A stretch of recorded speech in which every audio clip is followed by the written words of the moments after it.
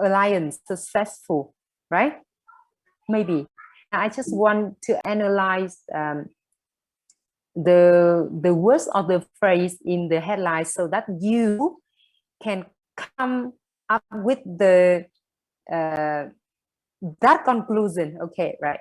The word step, their step refer to company bosses, right?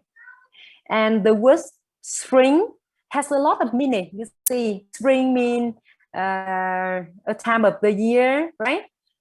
And spring, you know, before the spring is winter. And for animals, during the winter, they often sleep. And we call that hibernation. You know, that's the habit of animals, hibernate. And you can see that word in the first paragraph, right? Spring also means to appear or start to exist suddenly. And spring also refers to the curved mental string that can be pressed and then bounce back, pressed and bounce back, right? Spring vừa là mùa xuân, vừa là cái lò xo, và trước mùa xuân thì chúng ta thấy là mùa đông, và mùa đông thì động vật ngủ đông. Đó, chúng ta cố gắng giải nghĩa đúng không nhỉ? Bởi vì nó quá ngắn gọn, spring in their step, và chúng ta sẽ hiểu theo nghĩa nào. Spring mean refer to the positive feeling, right?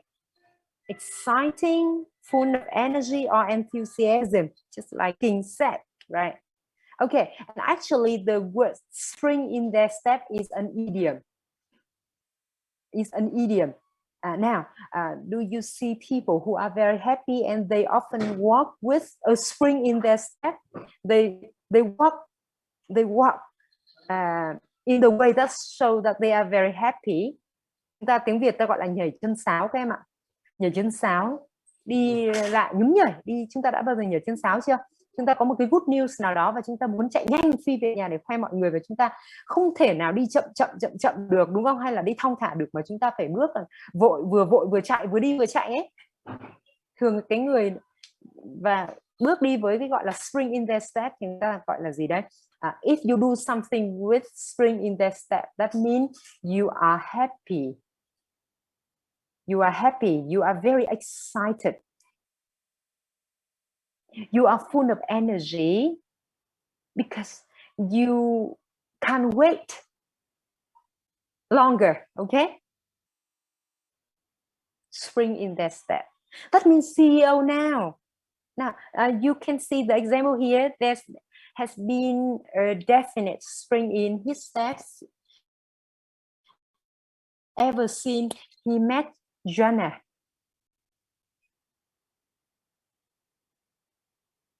Okay.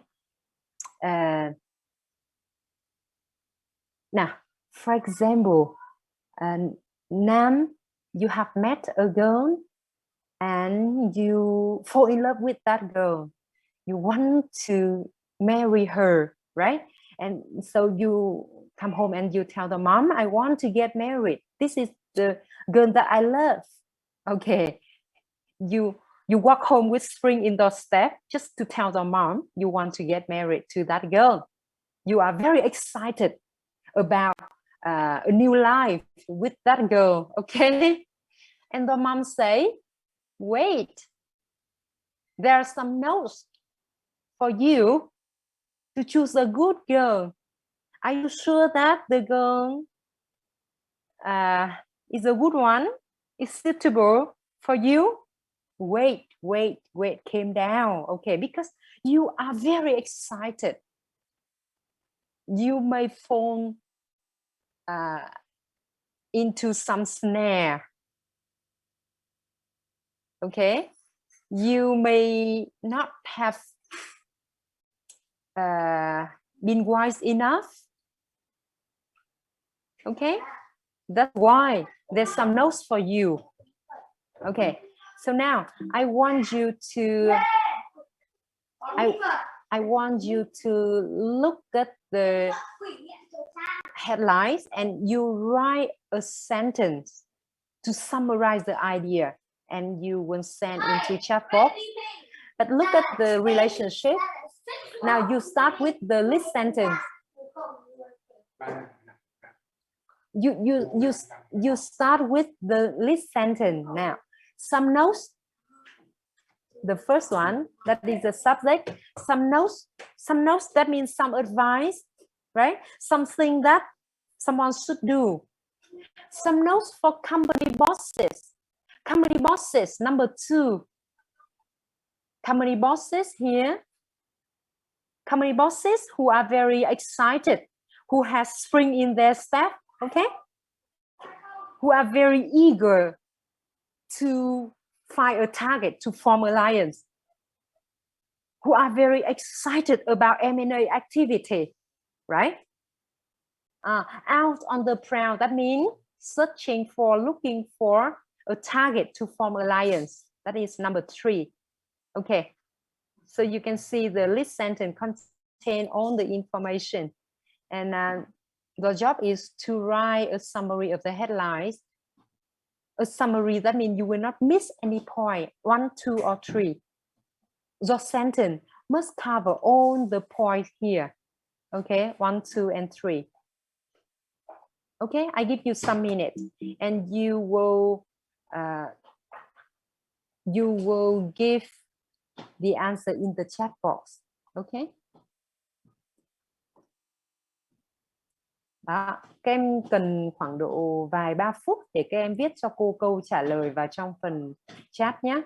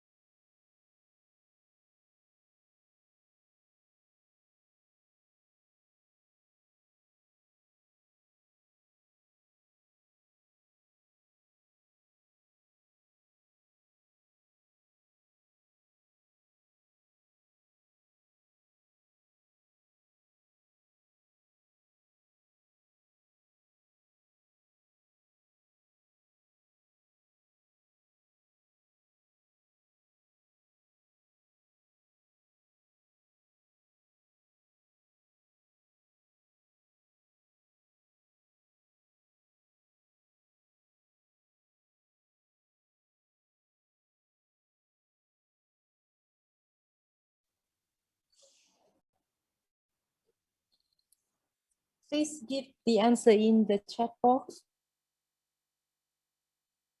Okay, I see some.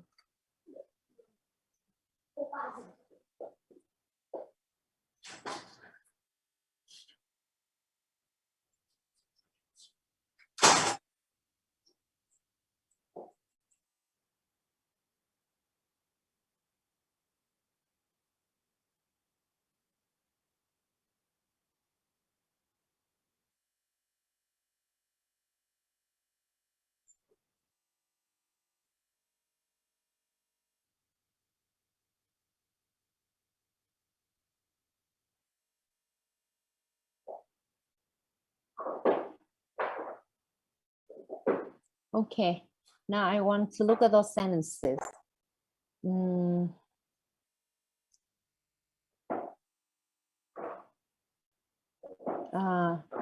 Thảo, even though M&A activities seem to be appealing to company bosses, it is necessary for them to be careful if they want to increase the chance of success.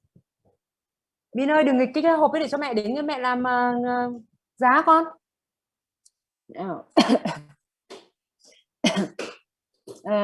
Có cái chỗ nào trong cái headline này cho thấy rằng là M&A activity seem to be appealing? Có không? Is there any information? Has that meaning? Which has that meaning? No. It is necessary for them to be careful if they want to increase the chance of success. Okay, so you see that the writer write the article with the consideration of some negative fact about alliances, right? From listening one, you see that many alliances end in failure. And from listening two, you know that one of the main reasons for alliance failure is culture clashes, right? So bearing in mind that the rate of alliance failure is high, the writer write this article.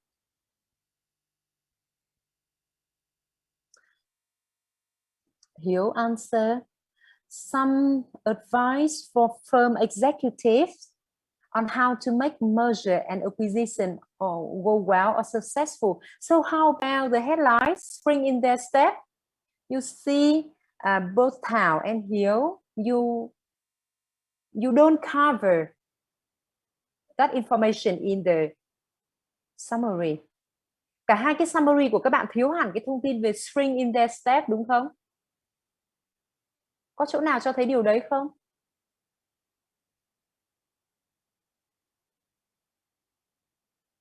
Không. Loan answer, company bosses should keep looking for good when getting a new business started. Cô thấy cái tiêu đề nó chả liên quan gì đến cái summary của bạn Loan, không liên quan gì đến cái headlines mà cô vừa phân tích, đúng không? Nào, tiếp tục đến Thùy Linh, câu trả lời của Thùy Linh nào. The author suggests some advice for company bosses who are very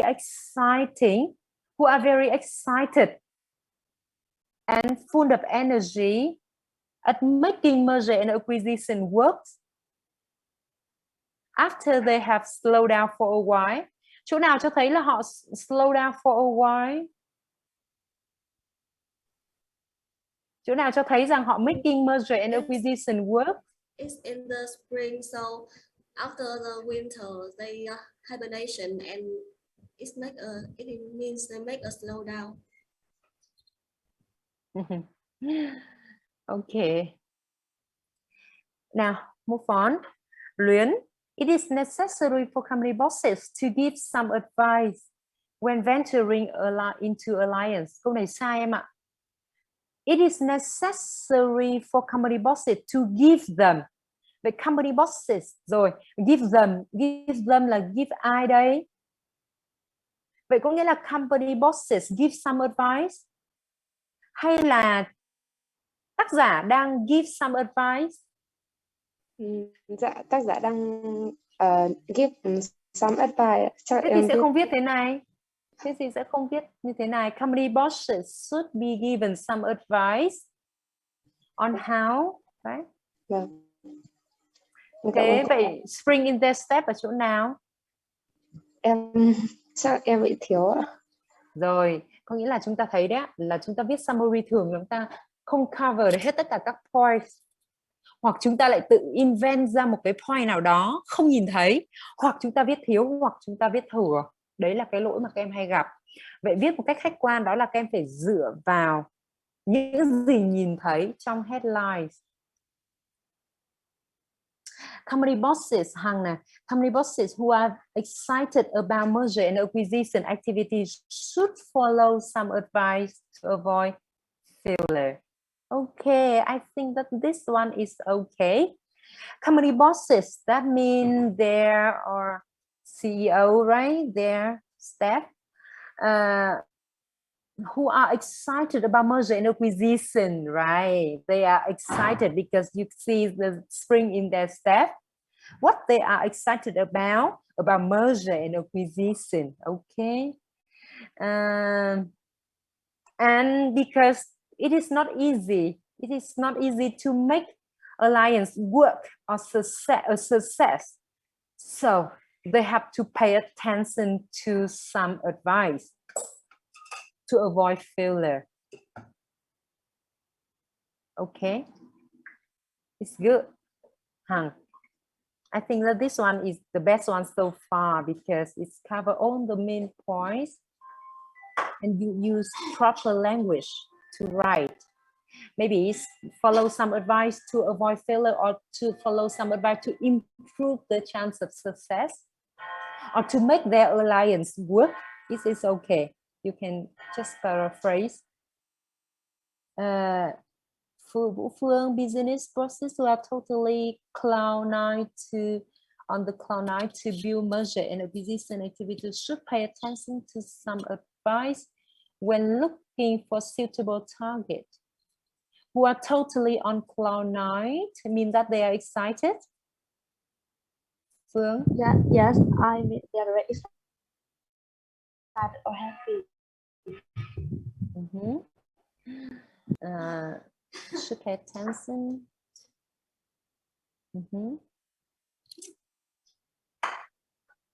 Okay. Jing, the author gives some advice to company bosses who are searching for weaker companies carelessly. How can you know that they are searching carelessly when they are excited in forming alliance with other companies?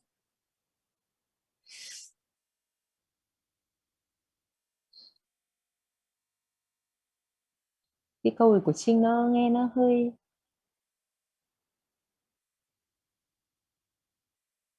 quy chụp một chút, vì cái từ carelessly này không có ở trong bài.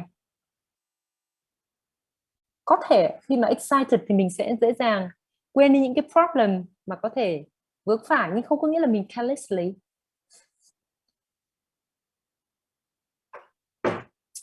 The article gives some advice who are spring in their step. Không được rồi. Em viết summary em sẽ không để nguyên những cái câu mà, nhất là những câu mà hình ảnh mang tính ẩn dụ như thế này. Because of M&A, câu này không có nghĩa nhá. Cha. The article gives some advice for company bosses who are spring in their step because of M&A.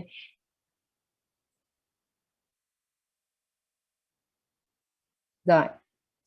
Vậy nhìn chung là cô thấy là câu của bạn Hằng là một cái câu của bạn Phương là có thể được chấp nhận.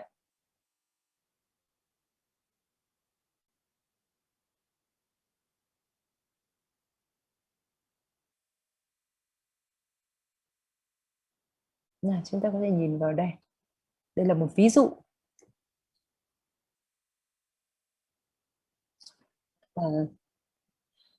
Company bosses được nói đến ở đây. Cô sẽ bắt đầu câu này bằng company bosses.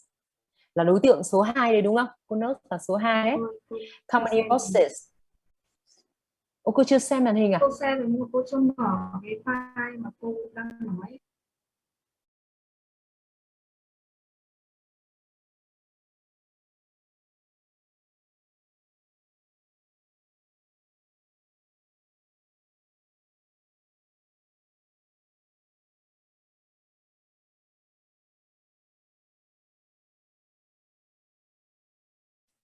Rồi, để cô share lại. Hình như là các em cũng lưu ý để ít nữa các em thuyết trình nhé.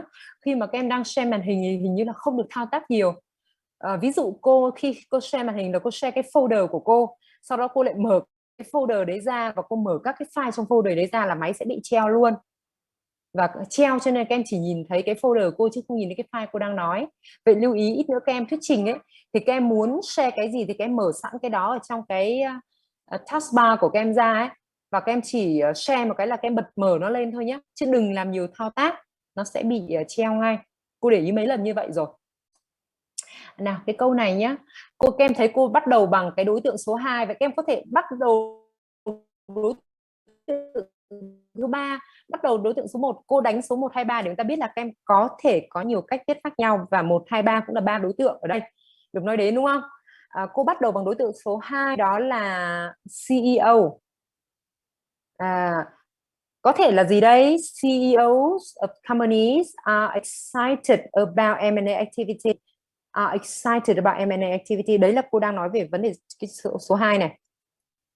But there are some notes for them. Some notes for them chính là cái số 1. To improve the chance of success. Thế còn cái số 3 là M&A ở chỗ nào? Cô kết hợp nó vào ngay với số 2 rồi đúng không? Company bosses are excited about M&A activity. Vậy các em có thể viết lại câu của các em paraphrase lại bắt đầu bằng đối tượng số 1. There are some pieces of advice for company bosses when forming alliance, đúng không nhỉ? Hoặc when searching for M&A target. Searching for thì phải là searching for target các em nhé, chứ không phải searching for M&A, mà searching for M&A target. Nào các em có thể đánh lại cho cô cái câu khác đúng không? Đấy, cô lấy ví dụ này, từ một cái câu như này chúng ta học cách paraphrase, chúng ta vẫn học rồi, và kỳ này cô vẫn chú trọng vào kỹ năng này. Bắt đầu bằng đối tượng số 1 này.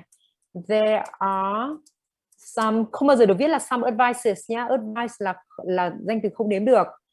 Some pieces